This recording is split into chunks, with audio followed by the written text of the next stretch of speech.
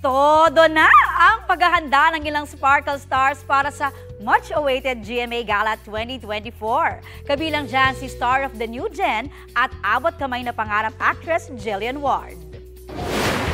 Mula sa kanyang stunning black gown noong 2022 at ocean wave-inspired gown last 2023, hindi raw magpapahuli si Jillian ngayong taon. Chika ng aktres, hindi lang kulay ng damit ang kanyang pinag-iisipan, pati na ang kanyang overall look sa gala.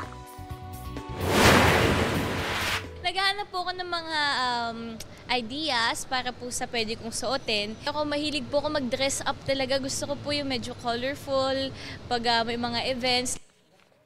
Si Elijah Alejo, busy na rin sa fitting ng kanyang gown na obra ng Filipino designer na si Jobs Estrella at stylist Reggie Cruz. Kwento ni Elijah, very excited na siya sa event. Nakasabay niya sa fitting si Jack Roberto na tinulungan pa siyang mag-document nito. In full prep mode na rin si The Clash 2023 Grand Champion John Rex para sa kanyang suit. Sina Joaquin Manansala at Kim Perez ready na rin sa gala. Ang kanilang preparations, ipasisilip daw nila soon.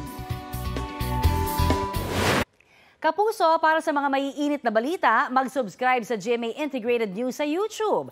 Sa mga kapuso naman abroad, subaybayan nyo kami sa GMA Pinoy TV at sa www.gmanews.tv.